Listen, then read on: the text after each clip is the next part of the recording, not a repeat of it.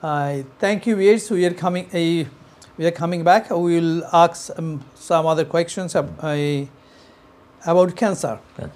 আমাদের দেশেও যে আগে আমরা শুনতাম না ক্যান্সার, এখন তো প্রচুর লোক ক্যান্সারে মারা যাচ্ছে এবং ক্যান্সারটা একটা যে মরণ ব্যাধি, এই মরণ ব্যাধির হাত থেকে যে কীভাবে আমরা রক্ষা করতে পারি। যেমন আমাদের অনেকের আছে breast cancer, lungs cancer, postage cancer and Baul cancer, so many. যে আপনি যদি জাস্ট টাচ করেন ব্রেস্ট ক্যান্সার কী জন্য হয়, কীভাবে আমরা। Thank you. ক্যান্সার আগে তো মরণ ব্যাধি ছিল, মারাত্মক ছিল, ওষুধ ছিল না ক্যান্সার, এবং এর আগে কিন্তু শনাক্ত হইতো না, ক্যান্সার জিনিসটা ছিল না। যাই হোক, ক্যান্সার মানুষ এখন শনাক্ত করতে পারছে, কিন্তু ওষুধ এখনও তেমন ওষুধ আবিষ্কার হয় নাই পৃথিবীতে।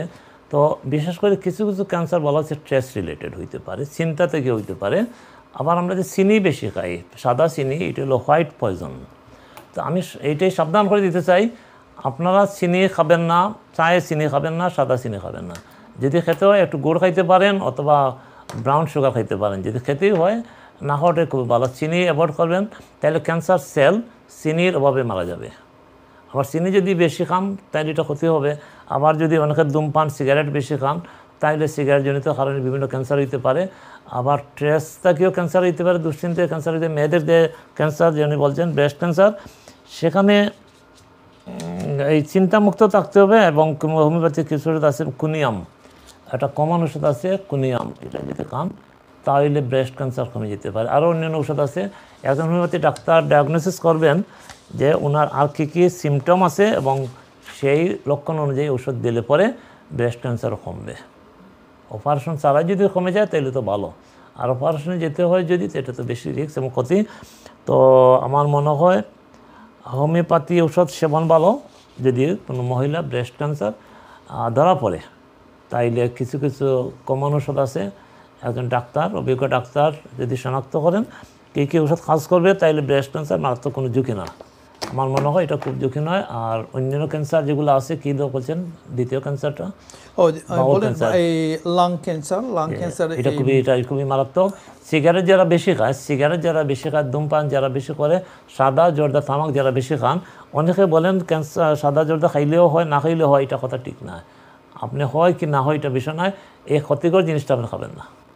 যেহেতু সাদা জর্দা, তারপরে কি বলে ওই যে জর্দা, সাদা জর্দা, বিভিন্ন ধরনের মিঠা জর্দা, এগুলা, এবং ধূমপান, সিগারেট, এই নিকোটিন জাতীয় খাবার খাবেন না। এগুলো খাইলে পরে আপনার বডি, অনেকের হয় না এটা সত্য, অনেকের হয় এটা সত্য, আপনার বডি যদি ইমিউন শক্তি শক্তিশালী থাকে, তাইলে আপনার সাদা জর্দা আপনি খাইতে পারেন, হজম করতে পারেন।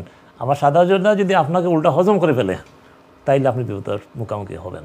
অর্থাৎ বুঝতে হবে জিনিসটা, আপনি সাদা জর্দা খেয়ে বিষ টক্সিন আপনি হজম করতে পারছেন, আপনার হবে না বিপদ।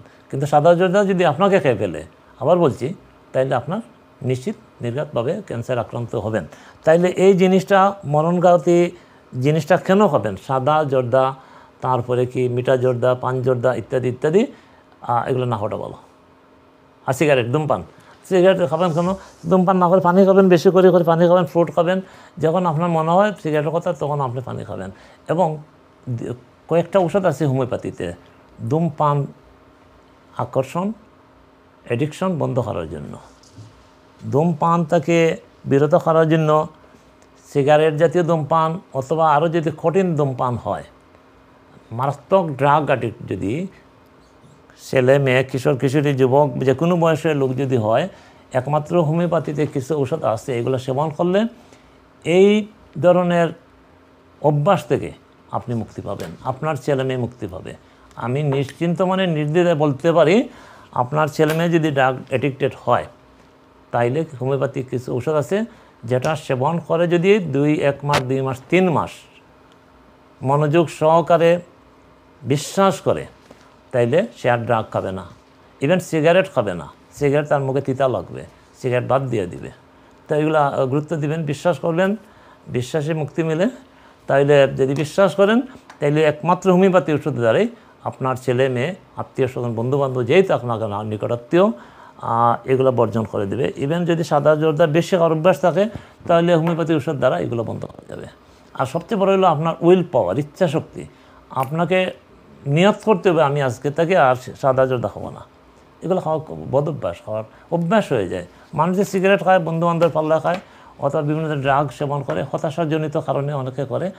অনেকের যেমন হতাশা জীবনে আসে, ব্যর্থতাকে রাখার জন্য সে ড্রাগ সেবন করে, অ্যালকোহল সেবন করে। সে মনে মনে কল্পনা করে যখন নেশাগ্রস্ত হয় তখন সে কিছু সময়ের জন্য রাজা হয়ে যায়, পার্কে ঘুমিয়ে তাকে ঘুমতে উঠে দেখে সে তো ফকির হয়ে গেছে। আবার যখন রাজা হওয়ার শখ হয় তখন আবার সে ড্রাগ সেবন করে, আবার কিছু সময়ের জন্য 1 ঘন্টা 2 ঘন্টা 3 ঘন্টা সে নেশাগ্রস্ত, সে মনে করে সে রাজা হয়ে গেছে, সে অনেক বড় ধনী হয়েছে, অনেক বিশাল ব্যক্তি হয়েছে। এই যে আমাদের জীবনে যা কিছু এই যে করছে, অতীতে করছে, বর্তমান অতীতে, নিকট অতীতে। তো আবার যখন সে পার্কে বা বিভিন্ন জায়গায় রাস্তায় ঘুরে থাকে, ঘুমাই গিয়ে যখন জাগিয়ে উঠে তখন সে তো ফকির হয়ে গেছে। এইগুলো কাহিনী।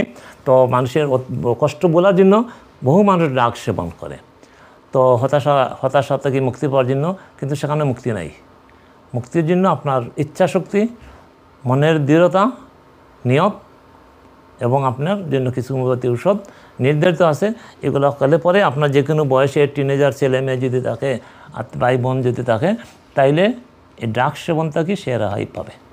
আমি গ্যারান্টি সহকারে নিশ্চিন্ত বলতে পারি, যদি এই জাতীয় ছেলেমেয়ে থাকে লজ্জার কারণ নাই, তারা যদি হোমিওপ্যাথি ওষুধ সেবন করেন একজন ভালো ডাক্তারের মাধ্যমে হোমিওপ্যাথি, তাহলে দেখুন ডাক থেকে সে বেরিয়ে আসছে, স্বাভাবিক জীবনে আসবে। ধন্যবাদ। Thank you doctor. আপনি বলছেন যে smoking is the main cause, strongly link. অনেকগুলো কারণ, এটা ঠিক আছে, কিন্তু আমার ফ্রেন্ড উনি লাং ক্যান্সারে আক্রান্ত এবং উনি সিগারেট খান না, তবে পান সুপারি খান ভীষণভাবে। তো এখানেই আপনি যেটা পরেটা বলছেন, এখানে আমি যখন দেখলাম অনলাইনে যে এটা লিঙ্ক কীভাবে, কিন্তু দেখা যায় যে স্মোকিং, কিন্তু স্মোকিংয়ের বাড়াও যেন অন্য জিনিস আছে, পান সুপারি হয়তো তারা অনেকে জানে না এটা আমরা কীভাবে খাই। এই তাহলে অনেক সময় কিমো, ইজ ইট ফাংশনিং? কেউ যদি কিমো নেয়, এটা আপনার কেমোথেরাপি, রেডিওথেরাপি, এগুলো তো নিতেই হবে, যেহেতু কঠিন স্টেজগুলো এগুলো নিতে হবে।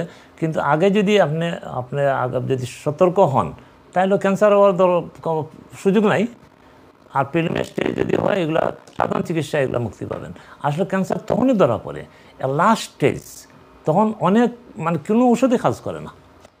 আমার কাছে অনেক রোগী আসছে, তো আমি ওষুধ দেওয়ার পরে তো তাদের কেমোথেরাপির অ্যালাউ নাই, তো আমি ওষুধ দেওয়ার পরে তার স্ট্রেংথ ফিরিয়েছে, তখন আবার কেমোথেরাপি অ্যালাউ হয়েছে। এই স্টেজে আমি নিয়ে দিতে পারছি এবং আবার সুস্থ হয়ে গেছে অনেকেই। আবার যদি মারাত্মক হয়তো তার সুস্থতা জায়গা নেই, ফিরে আসার কোনো চান্স নেই। কাছাকাছি প্রাথমিক অবস্থায় যদি ক্যান্সার ধরা পড়ে, সেটা তেমন ঝুঁকি না, কিন্তু ক্যান্সারটা সবসময় লাস্ট স্টেজে ধরা পড়ে। তো আমার এক আত্মীয় তো মারা গেছে, তো কালকে বোধহয়, তো এই তো হঠাৎ করে ধরা পড়ছে বোধহয় ক্যান্সার, এবং লাস্ট স্টেজ, এবং ডাক্তার গেছে, যাওয়ার সাথে সাথে শেষ, ইত্যাদি ইত্যাদি। বয়স কত? 56-50। আপনি লাস্ট স্টেজ বলতে কি বলেছেন? কারণ স্টেজ তো 1 2 3 4 5, অনেক সময় লাস্ট স্টেজ 4-এই ধরা পড়ে। ক্যান্সারটা অনেক সময় লাস্ট স্টেজে ধরা পড়ে, 4 and 5 4-5 ধরা পড়ে। কোনো সময় যদি প্রাথমিক পর্যায়ে ধরা পড়ে, তাহলে সহজে চিকিৎসা করা যায়, ঝুঁকি কম। কিন্তু যখন ক্যান্সারটা লাস্ট স্টেজে ধরা পড়ে, তখন ঝুঁকি বাড়তেই থাকে। তাহলে কি যে ওই সময় কি অপারেশন করলে, যে ক্যান্সার একটা পছন্দ নেই, অপারেশন করলে অনেক সময় অনেক সাকসেসফুল হয়ে যায়, হইতে পারে। এটা তো আপনার হসপিটাল জিপি, এরপরে তো আবার এই যে আক্রান্ত হয়ে যায়। আবার যদি সেলগুলো যদি থাকে, আবার সেল যদি গ্রো করে, তাহলে তো আবার আক্রান্ত হবে। আমরা তো আবার উদাসীন হয়ে যাই হয়তো।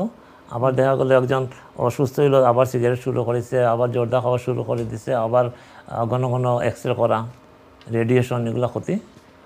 রেডিয়েশন একটা কারণ। আমাদের যেগুলো খাবার খাই, এই কী খাবার, ফরমালিন জাতীয় খাবার তো একটা মারাত্মক বিষ। আমাদের শরীরের ভিতরে এই যে বিষগুলো ঢোকাচ্ছি, ফরমালিন জাতীয় খাবার, তারপরে মাঝে মাঝে রেডিয়েশন জাতীয় এক্সরে করা, ঘন ঘন এক্সরে করা, তারপরে বিভিন্ন ধরনের এই রেডিয়েশন, এগুলো আমাদের ক্ষতি করে। অনেকগুলোই কারণ হতে পারে ক্যান্সারের, তো অজানা জানা কারণ এবং অজানা কারণ। আমাদের জানা কারণটাতেই মুক্তি পেতে হবে আগে। তা আমরা সাদা জর্দা এগুলো অ্যাভয়েড করা উচিত, সিগারেট অ্যাভয়েড করা উচিত। তারপরে আমরা এই যে চিনি খাওয়া বর্জন করতে হবে, মিষ্টি জাতীয় খাবার বর্জন করতে হবে, কমাই আনতে হবে যতটুকু পারা যায়। আর লবণ জাতীয় খাবার কমাইতে হইব, এক্সট্রা লবণ খাবেন না, বেশি করে পানি খাবেন, লেবু খাবেন, ফলমূল খাবেন। আমার বডির টক্সিন সরাইতে হবে। টক্সিন সরাইতে হলে আপনার এক্সারসাইজ করতে হবে, ব্যায়াম। আপনার শরীর ঘামতে হবে। শরীর যদি ঘামে তাহলে ঘামের মাধ্যমে পেশাবের মাধ্যমে ঘামের মাধ্যমে শরীরের দূষিত আবর্জনাগুলো বেরিয়ে গেল। তা আমাদের এই দেশে ঠান্ডা প্রধান দেশে তো ঘাম হয় না শরীরে। তা আপনার ঘাম হয় না বলি তো আপনার এক্সারসাইজ দরকার, বেশি দরকার। এবার বাংলাদেশে আপনার প্রচুর ঘাম হবে, সারাদিনই ঘাম, সারাদিন পানি খাবেন, সারাদিন ঘামবেন। কিন্তু এই দেশে তো ঘাম নাই, শরীরে তো ঘামে না। তাইলে আপনি ব্যায়াম করতে হবে। ব্যায়ামের মাধ্যমে আপনার এগুলো টক্সিন, আপনার যে ফরমালিন খাইছেন, অনেক কিছু খাইছেন, সেগুলো বাইর করে দিতে হবে। আবার বলি, আপনার যে এই যে হয়েছিলাম যেটা, আপনার যদি টক্সিন, ফরমালিন ইত্যাদি যদি আপনি হজম করতে পারেন তাহলে নিরাপদ আপনি। আর সে যদি আপনাকে হজম করে ফেলে তাইলে আপনি বিপদগ্রস্ত। এইটা যদি পরিমাণ দুষ্ট শক্তি বেশি হয় তাইলে আপনি সুস্থ মানুষ সুস্থ। আবার আপনি যদি সুস্থ থাকতে পারেন, এটার পরিমাণ যদি কম হয় তাহলে আপনি সেটা হজম করতে পারবেন। আপনি হজম করতে পারবেন সেটা তো গ্যারান্টি নেই। সে যদি আপনাকে হজম করে ফেলে তাহলে তো আপনি শেষ। এটাই বুঝতে হবে, আপনার ইমিউন শক্তি বাড়াতে হবে। ইমিউন শক্তি বাড়ানোর জন্য জিঙ্ক জাতীয় খাবার, ওয়েস্টার, তারপরে এই যে আদা, তারপরে মাশরুম, এগুলো খাবেন। আমরা মানুষ এগুলো তো খায় না। ওয়েস্টার খাবেন, ঝিনুক শামুক, তারপরে মাশরুম বেশি করে খাবেন। মাশরুম খাই না, না খাবেন মাশরুম, ঝিনুক তো হলো, এগুলো তো কিছু না, এমন কিছু না, চিংড়ির মতোই তো। ঝিনুক এটা চিংড়ির মতো খাইতে পারেন, ভাজা করে খাবেন। তারপরে মাশরুম খাবেন। অন্য কমির মানুষ খায়, আমাদের মানুষের তো কমে, আমরা তো এগুলো খাই না, মাশরুম কম খায় আমাদের মানুষ। মাশরুম খাবেন, আদা জাতীয় জিনিস খাবেন, হলুদ খাবেন, হলুদের চা, হ্যাঁ হলুদ অনেক সময় আপনার ইনফেকশন, অনেকগুলো মানে ইনফেকশন কমাই দেয় হলুদ যদি খান। অনেক যাতে ক্ষত তাকে মুক্তি দেয় হলুদের চা, খাসা হলুদের চা। তাই এগুলো কিন্তু আদিম যুগের চিকিৎসা এগুলোই ছিল। যখন আজকের এত আধুনিক চিকিৎসা ছিল না, তখন এই চিকিৎসাই তখন ছিল আয়ুর্বেদ শাস্ত্র, আয়ুর্বেদ চিকিৎসা। তারপরে ইরানে যেটা হলো ইউনানি চিকিৎসা।